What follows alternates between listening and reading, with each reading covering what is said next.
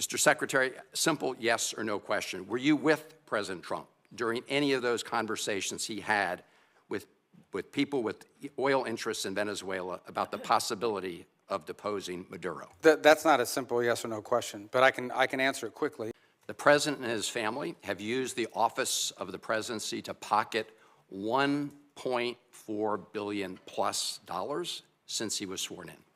A New York Times analysis entitled "Trump's Plundering of America" indicates that some of that is a result of the president selling corruption here at home, but much of it relates to the president selling out U.S. interests overseas to make a killing for his family, including giving away sensitive U.S. semiconductor and AI technologies to the UAE, while the UAE pumped $2 billion into one of the Trump family ventures.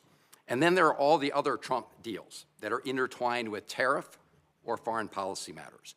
Golf courses in Saudi Arabia and Vietnam, Trump hotels and office buildings in other countries, and of course there's the $400 million jet from Qatar. The list goes on and on. By any measure, this is the most corrupt administration in American history. We also see the president wielding U.S. power overseas in a way that advances the interests of his billionaire buddies at the expense of American interests. It was Ron Lauder, who has business ventures in Greenland, who reportedly first put the idea of grabbing Greenland into President Trump's mind. And in the case of Venezuela, President Trump has said he talked to oil executives about toppling Maduro and going into Venezuela before anyone in Congress knew. We know that in President Trump's mind, deposing Maduro was not about stopping the flow of fentanyl or drugs in the United States. He cut the budget for DEA. He pardoned the former Honduran president convicted of drug running. And the new president, Delcy Rodriguez, has herself been long suspected by DEA of being involved in drug smuggling. She's also a longtime hardened communist leader, so this operation certainly was not about bringing more freedom and democracy to Venezuela. In fact, the president told us what it was all about at his big press conference after seizing Maduro. The president said it was about oil, oil, oil. He used the word oil 19 times, never mentioned democracy or freedom or human rights. And so the pattern of corruption is clear.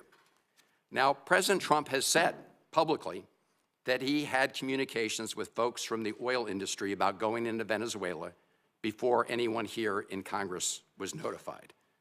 Mr. Secretary, simple yes or no question. Were you with President Trump during any of those conversations he had with people with oil interests in Venezuela about the possibility of deposing Maduro? That's not a simple yes or no question, but I can answer it quickly, and that is the president always elicits opinions from all sorts of people, including, for example, Chevron has an active license in Venezuela. They operate in Venezuela. They've been doing so even when the sanctions were in place.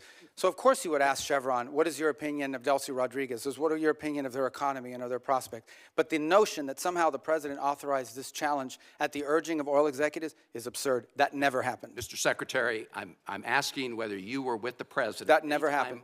I couldn't be with him because it never happened. The oil executives were not involved whatsoever in any of the planning on this matter. None. Did the president, as he said publicly, inform them about the U.S.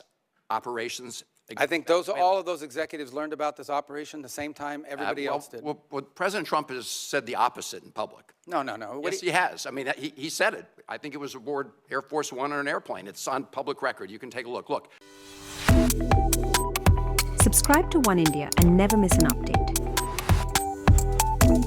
Download the One India app now.